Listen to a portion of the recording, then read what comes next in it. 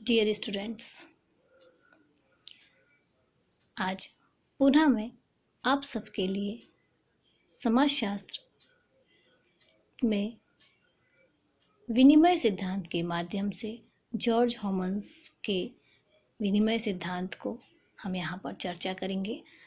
मुझे उम्मीद है कि इसके पहले जो भी मैंने विषय से संबंधित आपको वीडियोस अपलोड किए हैं और आप उस माध्यम से अपने विषय को समझ रहे होंगे, और मेरा जो उद्देश्य है कि विषय से संबंधित सिद्धांतों को मैं आपको सहज, सुगम और सरल माध्यम से कैसे पहुंचा सकूं।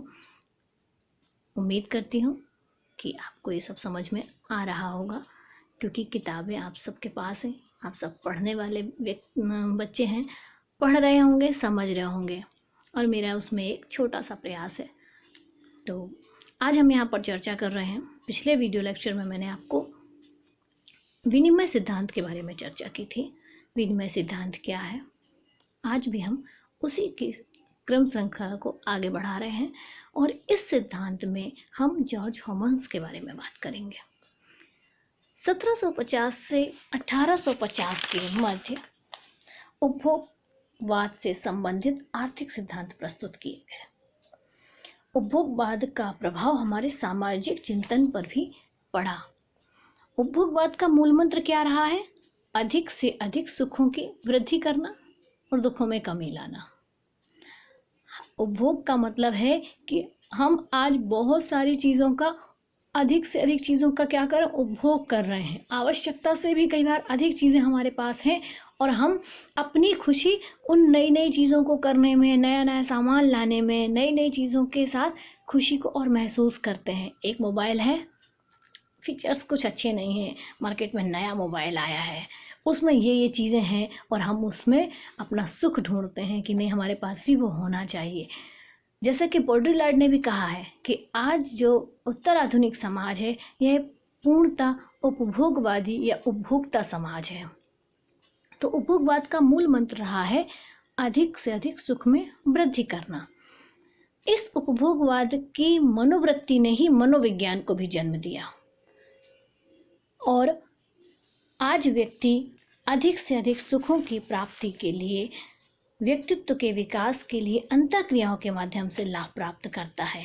आधुनिक विनिमय सिद्धांत की जड़ें हमें उपयोगितावाद, मनोविज्ञान और मानव शास्त्र में भी मिलती हैं।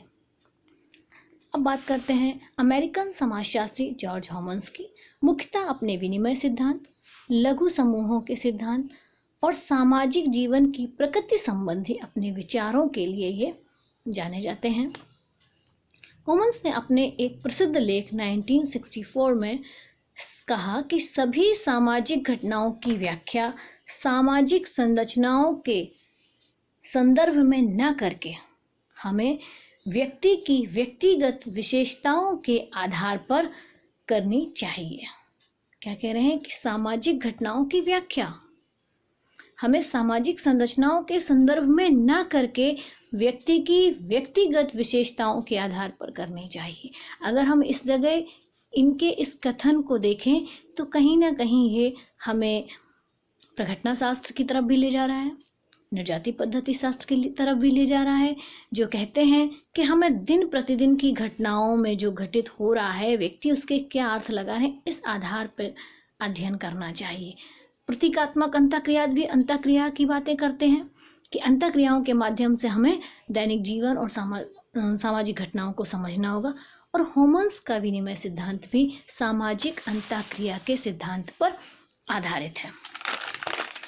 हॉमन्स की पुस्तक 1950 में प्रकाशित मानव समूह ने काफ़ी लोकप्रिय रही है, और इस पुस्तक में हॉमन्स ने मानव समाज और समूह के बारे में कई मौलिक प्रस्तावनाएं स्थापित की।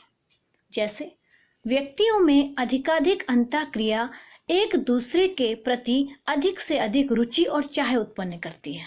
पहला वो क्या कह रहे हैं कि व्यक्ति जब एक दूसरे के साथ अंतःक्रिया करता है तो इससे एक दूसरे के प्रति अंतःक्रिया के दौरान उसे चाह या लगाव महसूस होता है। और इसी के तहत मान लीजिए कि आप किसी के घर जाते हैं और आपसे बात करना, आपसे मिलना उस व्यक्ति को सुख का एहसास देता है, अच्छा लगता है, सुखद अनुभूति होती है, तो वह आपके साथ बारंबार अंतःक्रिया करने की कोशिश करेंगे। वो आपको घर बुलाएंगे, कभी आप उनके घर जाएंगे, चाय कॉफ़ी होंगे, आप किसी कार्यस्थल पर होते हैं और अगर आप सकारात्मक दिशा में काम कर रहे हैं और अगर उस काम से कोई प्रभावित हो तो ऐसे ही व्यक्ति आपके साथ अंतःक्रिया करेंगे जो खुद भी कुछ नया करना चाहते होंगे या खुद भी कुछ आपको अच्छी अच्छी सलाहें देंगे। आप उनके साथ इंटरेक्ट होते हैं और ये इंटरेक्शन भी अगर देखें ना, मानव समूह, अभी आप आगे देखेंगे कि जब हम अंतःक्रिया की बात करते हैं,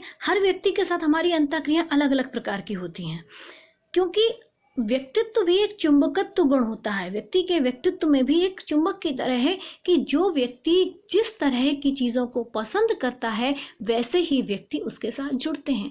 आवश्यक नहीं है कि अंतःक्रिया के दौरान हम जिन लोगों से मिले उसमें भी जब आप प्राथमिक समूह और द्वितीयक समूह को पढ़ते हैं तो हम कहते हैं कि हमारा प्राइमरी ग्रुप होता है और सेकेंडरी ग्रुप होता है। यह आप सब जानते हैं, समाजशास्त्र के विद्यार्थी रहे हैं। प्राथमिक समूह में भी कई बार हमारे स्वभाव में ऐसी चीज़ें नहीं होती जो अन्य व्यक्ति हमसे अपेक्षा करता है, तो हम प्राथमिक समूहों में रहते हुए भी अपने को थोड़ा थोड़ा अलग महसूस करते हैं। लेकिन कई बार हमारा कोई सेकेंडरी ग्रुप होता है, द्वितीयक समूह होता है, लेकिन वहाँ भी आपके अपने लोगों से अंतःक्रिया के दौरान प्राथमिक समूह जैसे संबंध बन जाते हैं। किस आधार पर? अंतःक्रियाओं के आधार पर।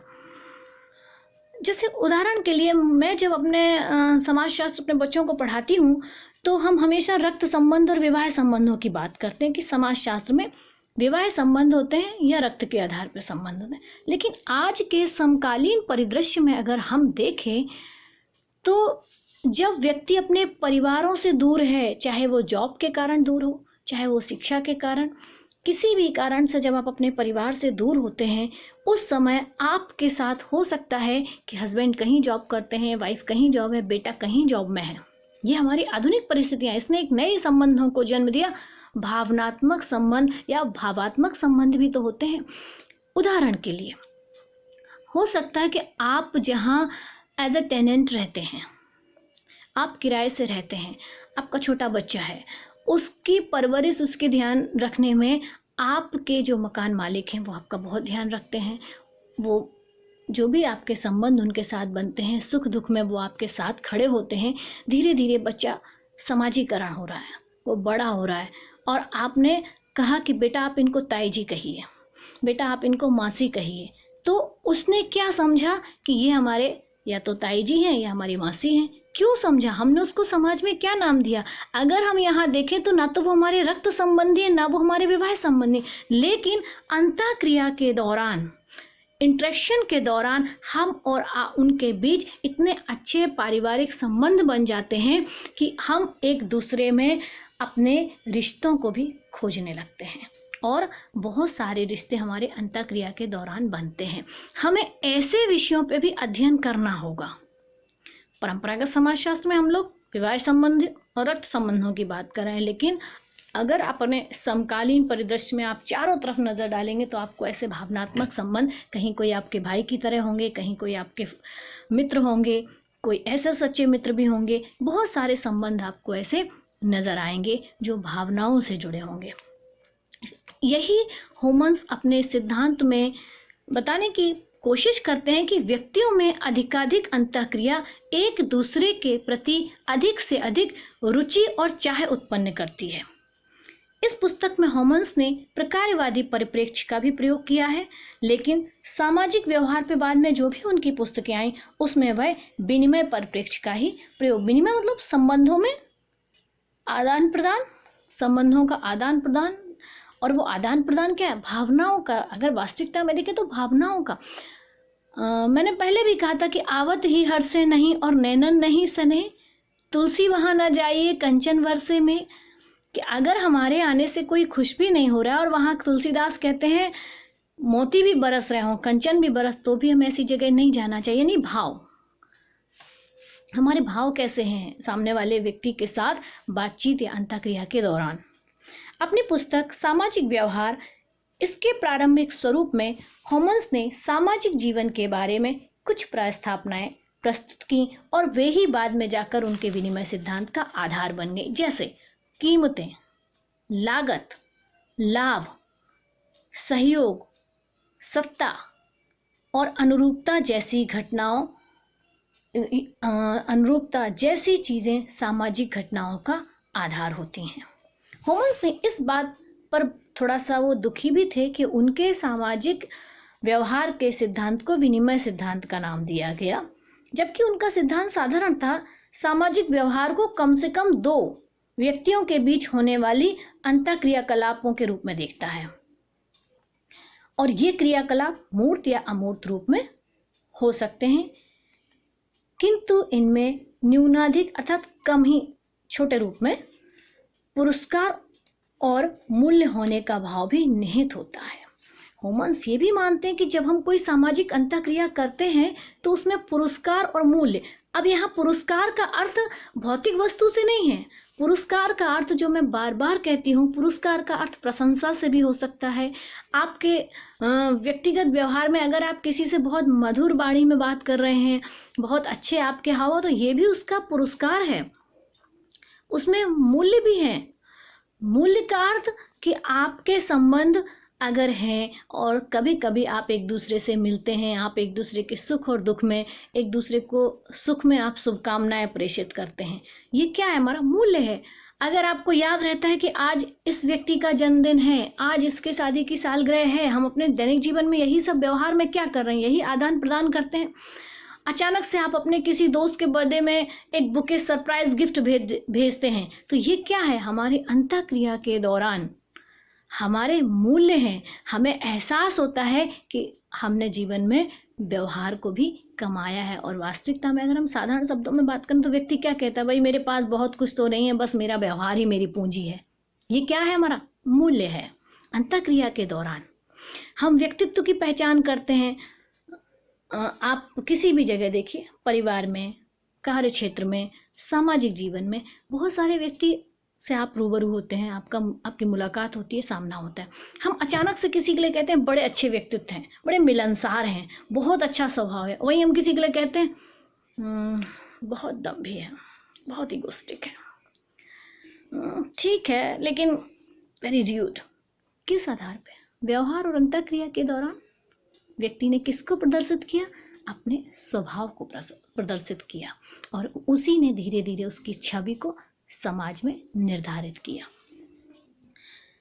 1950 में अपनी पुस्तक द ह्यूमन ग्रुप में होमन्स लिखते हैं कि किसी भी समूह में मनुष्य की गतिविधियां सबसे अधिक महत्वपूर्ण होती हैं।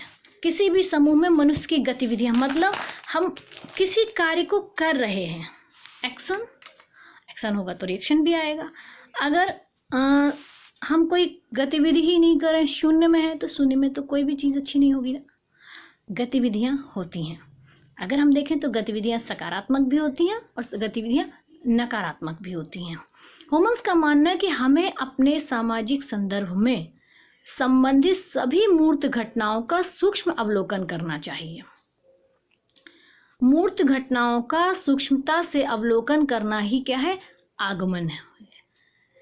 और इस आधार पर आगमन पद्धति द्वारा आनुभाविक सामान्यीकरण निर्मित होते हैं। हम जो अपनी दैनिक जीवन की घटनाओं को देखते हैं, उनका सूक्ष्मता से अवलोकन करते हैं। सूक्ष्मता से अवलोकन का मतलब है किसी भी प्रकार के पूर्वाग्रह से ग्रसित नहीं होना है। हमें निरीक्षण, परीक्षण, वर्गीकरण अर्थात इंद्रियजन्य ज्ञान हमारा सूक्ष्मता से अवलोकन है। और जब हम सूक्ष्मता से अवलोकन करते हैं तो हम आगमन पद्धति का प्रयोग कर रहे हैं और हम उन चीज़ों को सामान्यीकरण, अनुभाविक सामान्यीकरण निर्मित करके अनुभव के आधार पर हम कुछ क्राइटेरियाज बनाते हैं, सामान्यीकरण करते हैं। होमन्स ने व्यवहारवादी विनिमय सिद्धांत में 3 अमूर्तीकरण निश्चित किए थे कि जो भी समाज में अंतःक्रियाएं या जो हम अपना विनिमय व्यवहार करते हैं उसमें 3 चीज़ें होती हैं। नंबर 1 गतिविधियां, एक्शन या एक्टिविटीज़। गतिविधियां अर्थात किसी निश्चित दिशा में कोई व्यक्ति कार्य कर रहा है। देखिए, यहाँ गतिविधि तो आप घर में खा रहे हैं, पी रहे हैं, टहल रहे हैं, ये भी आपकी गतिविधियां, लेकिन जब हम समूह में विनिमय व्यवहार की बात कर रहे हैं तो यहाँ जो एक्टिविटीज हमारी हैं, ये एक्टिविटीज किसी निश्चित दिशा में, एट दैट टाइम हम आपको अपने विषय को समझाने का प्रयास कर रहे हैं। हमें घरों में रहना है और हमारे स्टूडेंट्स को भी घर में रहना है। हम एक गतिविधि में संलग्न हैं कि वीडियो लेक्चर के माध्यम से, जहां हम इस समय क्लासेस नहीं ले सकते हैं, हम आप तक कैसे पहुंचे। ये एक्टिविटी है, एक इसकी निश्चित दिशा है, और अगर इसका अंतःक्रिया के दौरान लाभ प्राप्त होता है, आपको समझ में आता है और उस पर हमें बच्चों की प्रतिक्रिया, जैसे अभी तक मुझे बहुत अच्छे से रिजल्ट्स देखने को मिल रहे हैं, तो इसमें ये क्या है, हम इसको अनवरत जारी भी रखेंगे। दूसरा वो कहते हैं अंतःक्रिया, इंटरेक्शन। जब हम समाज में अपने समूह में कुछ गतिविधियां करते हैं और उन गतिविधियों के साथ हमारा इंटरेक्शन होता है, अंतःक्रिया होती है, और अंतःक्रिया के दौरान ही हमारे सेंटिमेंट्स या मनोभाव बनते हैं। उदाहरण के लिए, शिक्षा ग्रहण करने के लिए और अच्छे से अच्छा आपका रिजल्ट है, आप एडमिशन लेते हैं, महाविद्यालय आते हैं, ये आपने गतिविधि की, एक निश्चित दिशा में आपका कार्य हुआ। गतिविधि के दौरान आपने इंटरेक्शन किया। सबसे पहले आप जब कॉलेज आते हैं तो तमाम आपके दोस्त बनते हैं, तमाम आपकी फ्रेंड्स होती हैं, आप अपने टीचर्स से मिलते हैं, बहुत सारी चीज़ों को देखते हैं, नई नई चीज़ों को सीखते हैं, आप इंटरेक्शन होता है सहपाठियों के बीच। ये आपकी गतिविधि में अंतःक्रियाएं शुरू हुई। गतिविधि आपने की थी कि आप कॉलेज आए, इंटरेक्शन करना आपने शुरू किया, अंतःक्रिया की। उसके बाद सेंटिमेंट्स, अंतःक्रिया के दौरान ही आपके मनोभाव बनते हैं। कौन है, कौन सी मैडम है, कैसा पढ़ाती हैं, समझ में आता है। महाविद्यालय में अन्य क्या गतिविधियां, कॉलेजेस में जो भी स्पोर्ट्स हैं, डिबेट्स हैं या अन्य कल्चरल एक्टिविटीज़ होती हैं, आप उस सब के लिए भी अपने कुछ सेंटिमेंट्स याद लेना चाहिए, आगे बढ़ना चाहिए। बहुत सारे लेक्चर्स आप सुनते हैं, ऐसी चीज़ें करते हैं, तो आपके सेंटिमेंट्स डेवलप होते हैं वहाँ पे। तो गतिविधियाँ, अंतःक्रिया और मनोभाव। अब थोड़ा सा और इसको हम लेक्चर को आगे समझने की कोशिश करें कि होमन्स के सामाजिक विनिमय सिद्धांत में कुछ उन्होंने विनिमय प्रस्ताव भी बताए हैं, कुछ प्रपोजिशंस भी हैं कि किन आधार पे हम एक दूसरे के साथ ये व्यवहार का आदान प्रदान या समाज में अंतःक्रियाएं करते हैं। तो पहला वो कहते हैं सफलता संबंधी प्रस्ताव। सफलता, हर कोई जीवन में सफल होना चाहता है, सबका एक ही उद्देश्य होता है, वो है सफलता संबंधी प्रस्ताव। अगर किसी गतिविधि से आपको करने से निरंतर सफलता प्राप्त होती है तो हम बार बार वही प्रयास करते हैं और वैसी ही गतिविधियों को करने की कोशिश करते हैं जिससे हमें ज़्यादा से ज़्यादा जीवन में सफलता प्राप्त हो। दूसरा होमन्स कहते हैं विनिमय प्रस्ताव में उद्दीपन संबंधी प्रस्ताव, द स्टिमुलस प्रपोजिशन। उद्दीपन, उद्दीपक किसे कहते हैं, अर्थात कोई ऐसा कारक या घटना जो एक सावयव, यहाँ मैं सावयव शब्द का प्रयोग करी हूँ, जीव, वो घटना या कारक एक सावयव यानी केवल हम मनुष्यों को ही नहीं, कोई भी जीव इस प्राणी मात्र, संपूर्ण प्राणी मात्र को में प्रतिक्रिया उत्पन्न करते हैं, उसे हम उद्दीपक कहते हैं, स्टिमुलस कहते हैं। अगर यहाँ हम इन जिसको होमस स्टिमुलस या उद्दीपक कह रहे हैं, जब आपने पेरेटो का सिद्धांत पढ़ा होगा तो पेरेटो ने भी कहा था कि व्यक्ति समाज में तार्किक और अतार्किक क्रियाएं करता है। अपने सिद्धांत में पेरेटो ने भी कुछ प्रस्थापनाओं की चर्चा की थी, जैसे भ्रांत तर्क, गलत धारणाएं, गलत अपनी बात को सिद्ध करने के लिए व्यक्ति कहता है। वहां पर भी वो विशिष्ट चालक की बात करते हैं, सम्मिलन के विशिष्ट चालक की बात करते हैं। तो क्या ये विशिष्ट चालक कहीं ना कहीं यही उद्दीपक से ही तो मिलते जुलते हैं।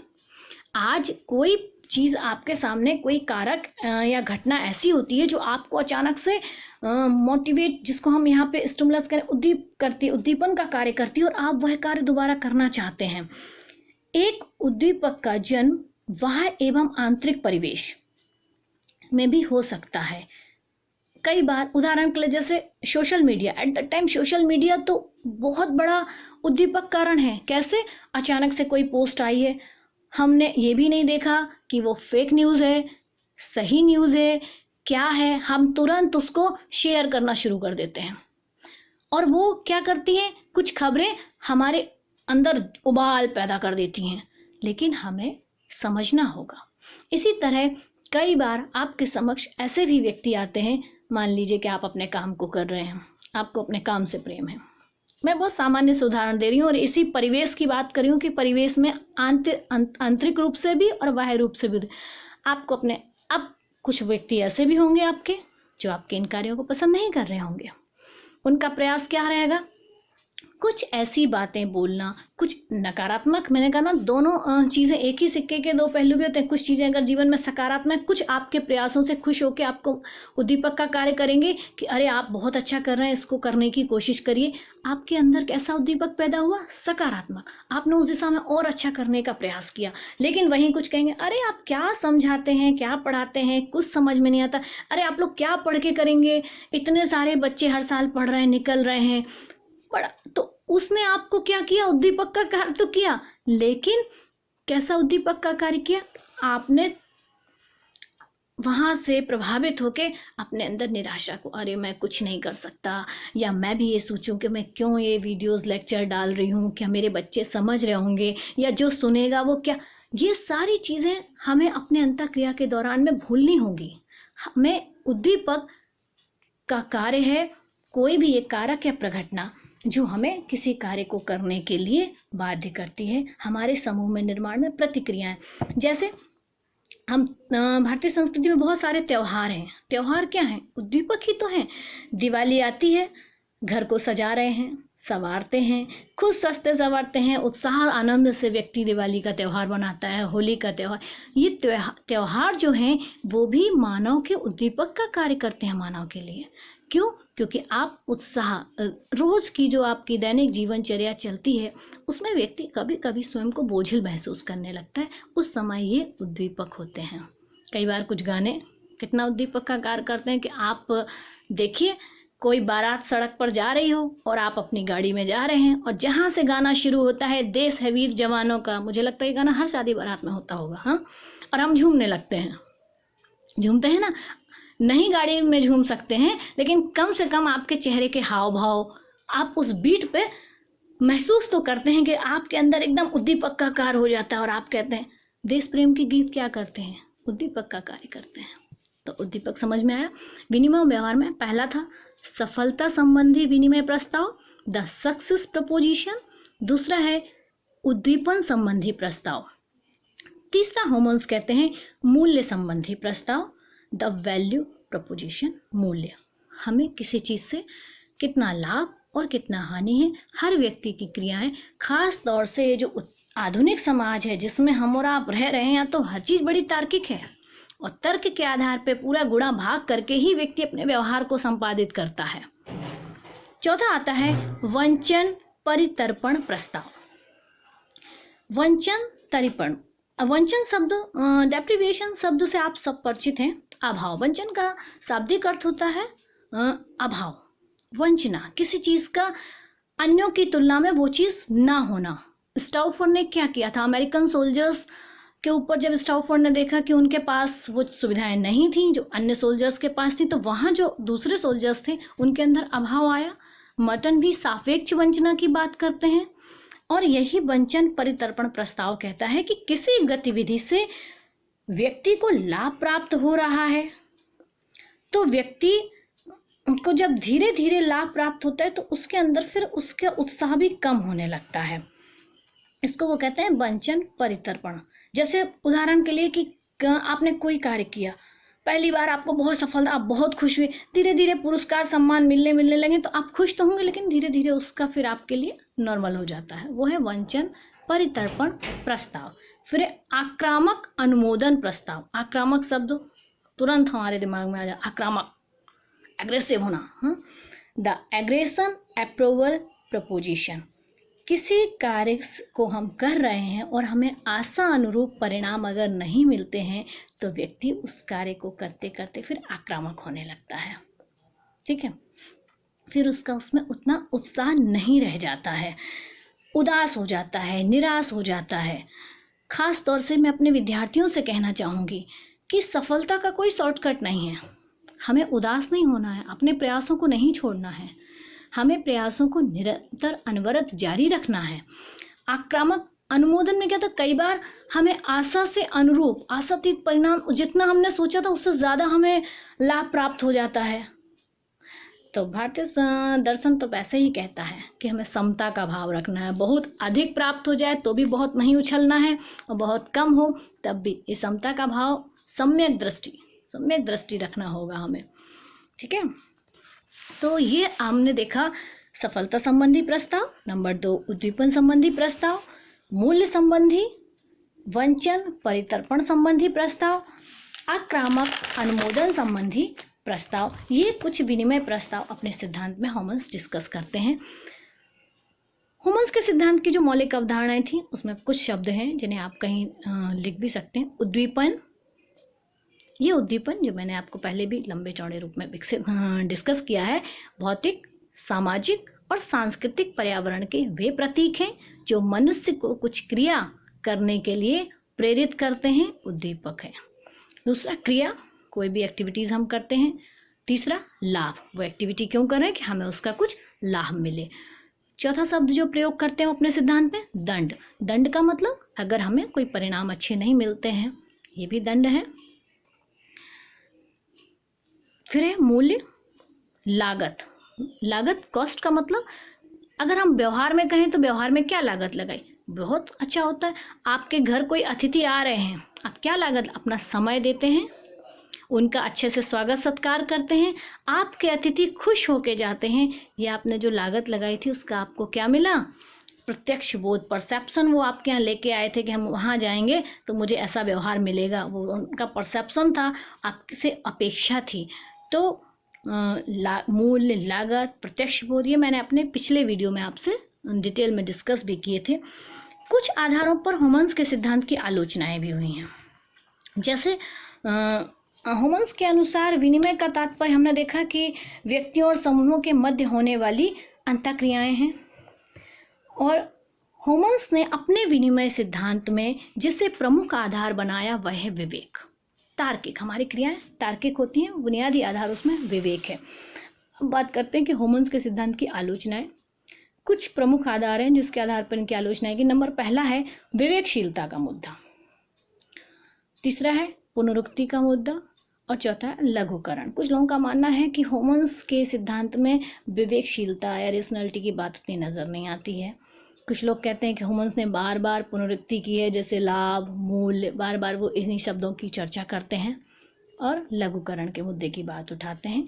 लेकिन इस संपूर्ण सिद्धांत को आप, मुझे उम्मीद है कि हॉमन्स के सामाजिक विनिमय व्यवहारवादी सिद्धांत को आप समझ गए होंगे। इन शब्दों से आप परिचित हुए, उद्दीपन, क्रिया, लाभ, दंड, लागत, प्रत्यक्ष बोध, अपेक्षा। इसी के साथ मैं अपने अगले वीडियो में पीटर ब्लॉक के सामाजिक विनिमय के सिद्धांत की चर्चा करूंगी। मिलेंगे। धन्यवाद।